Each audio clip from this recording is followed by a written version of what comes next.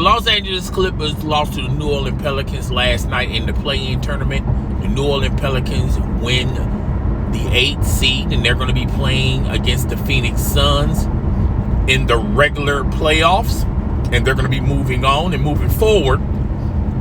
When you look at the Clippers, if you listen to all the stands out there, the non-believers, the haters, the trolls, the blind witnesses, even Laker fans are commenting about the Clippers of last night's loss, talking about they should have a seat, take many seats, and this season was a failure for the Clippers, and how they're going to rebound from this moving forward next season.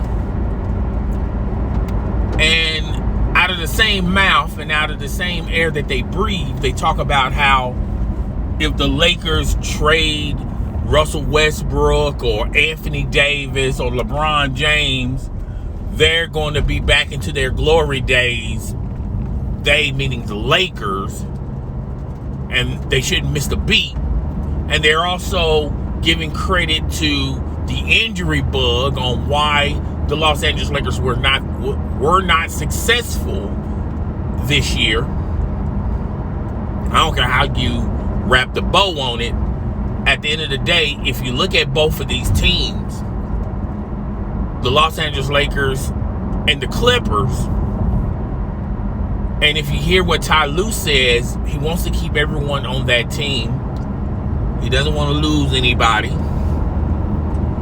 And they're waiting on Paul George to be fully healthy, Kawhi Leonard to be fully healthy, and they're going to run this thing back next year, and they like their chances, and they like their future and their outlook.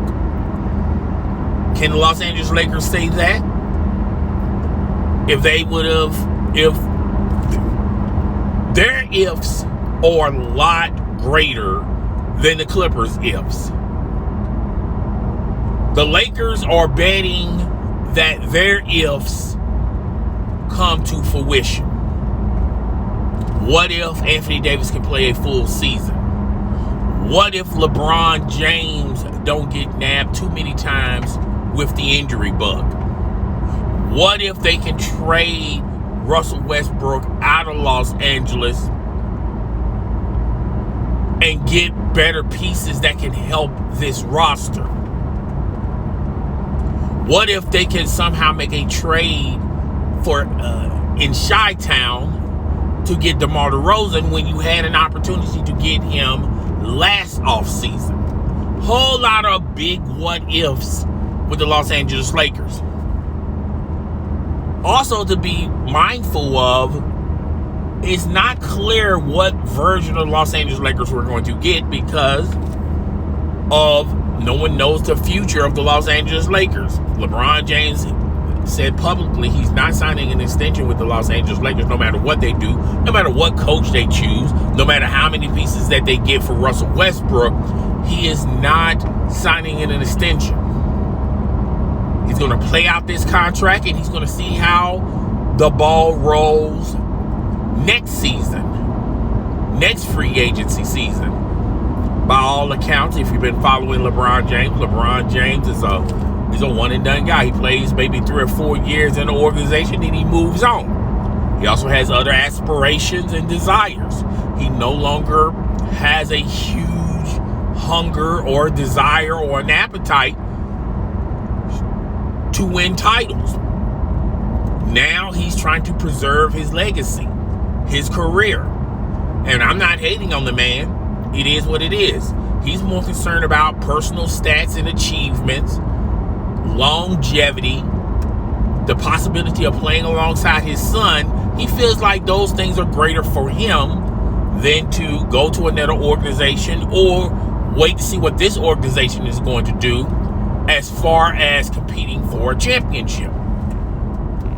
LeBron's appetite for his hunger and desire for championships, that appetite, he's full. He no longer desires and wish for that. And I'm not hating on the man, it just is what it is. He done did his thing. But you got all of these blind fans and people that's trying to make content on YouTube saying all these ridiculous accusations and ridiculous excuses and trying to make something out of nothing. You know, yesterday they were talking about the possibility of Anthony Davis being traded to the Chicago Bulls, which is a laughable argument. But nevertheless, that's them. But let's talk about the Clippers, which, by the way, no one has failed to mention this. Lance Stevenson, Brandon Ingram, Josh Hart, Alonzo Ball. When you look at a lot of these players, what do all of these, not to mention there are players on the Phoenix Suns, what do all of these players have in common? All these names I just mentioned. Oh, wait a minute. These are players that LeBron James used to play alongside with, who used to be teammates of LeBron James. And what people are failing to realize or not understanding or just don't want to admit, that it's funny how these players were nobodies. They're nothing. They had to play alongside LeBron James and just tolerate the energy surrounding LeBron James. And these players were never going to win titles or have the ability to make it into the playoffs. And all of these players that used to play alongside LeBron James and was traded away from LeBron James teams, all of these players are in the playoffs, and LeBron James isn't. LeBron James is sitting in his love seat, just like the rest of us, and watching the playoffs in his living room. Why I say that? I say that to the effect of every dog has his day. Some dogs' days are longer than other dogs, but best believe every dog has his day. Every player, every coach, assistant coach, staff member, front office personnel that used to play alongside LeBron James, was in the office while LeBron James was there, was a coach when LeBron James was there. It's amazing how all of these coaches have opportunities to advance their teams deep into the playoffs. These are the same people that, hey, you are either a part of the LeBron James machine or you're not. You're going to get chewed up and spit out. But every dog has his day. And now all of these other teams are moving on while LeBron James is sitting at home.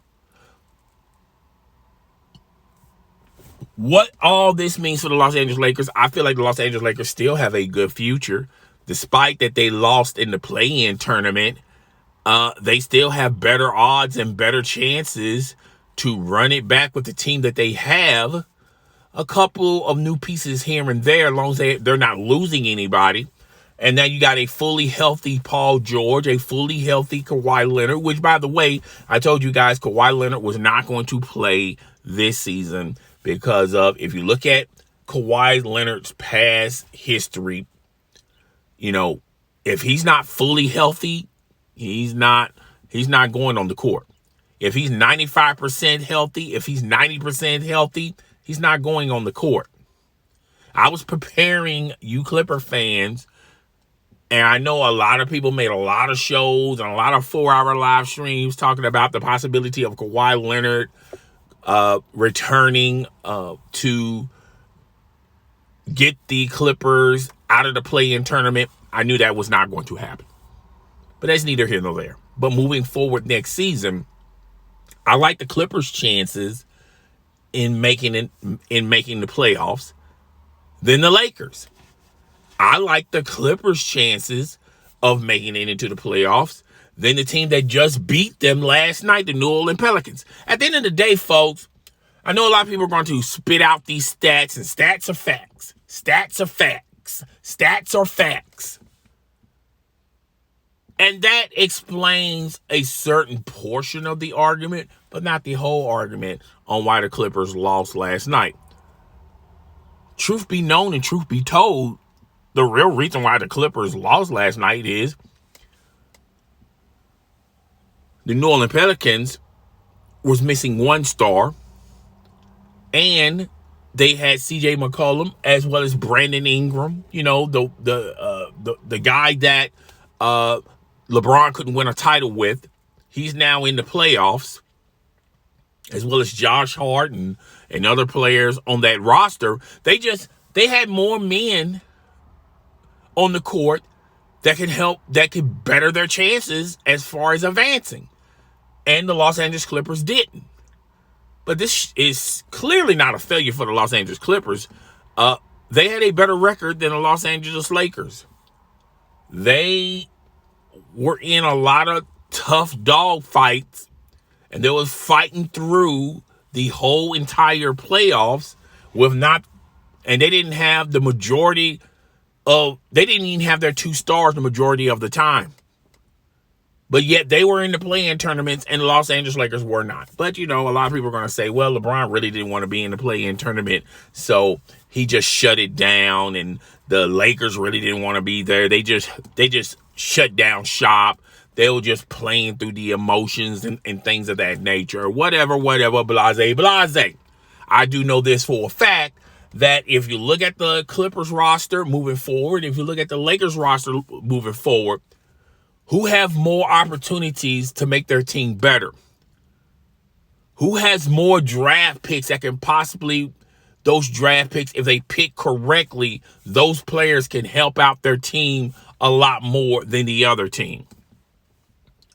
Who have superstars that, yes, they were injured, but the likelihood of both of them stars being injured again is not as great as, is Anthony Davis going to play a full season of basketball? We already know he can, and you heard reports that if he can just play a quarter of the season, the Lakers should be very successful. So people all the prognosticators are saying that, you know, if Anthony Davis plays a quarter of the season, the Lakers are good. Not to mention the fact LeBron got one more year on that contract. He's not signing an extension. They don't have a head coach as of right now, but they're going to have a head coach very soon. And not a lot of coaches are leaving their situations to coach for the purple and gold. Wonder why? Maybe because it's a bad roster. Maybe because they don't have enough draft picks. Maybe they don't have enough options to make that team better. Maybe it's because they have a superstar that can only play a quarter of the season. Maybe it's because they have another superstar that's only on a 1-year contract. He's basically a rental. How many successful head coaches are going to leave their situation to go to the Los Angeles Lakers situation? And on the outside looking in, it's in dire straits. But believe whatever you want to believe, folks. It's your boy. I'm up out of here. Please hit the subscription button, the like button. Share this content with your friends, family, and followers. You want to be a true supporter of the channel, hit the join membership button. I will see you guys later. Deuces.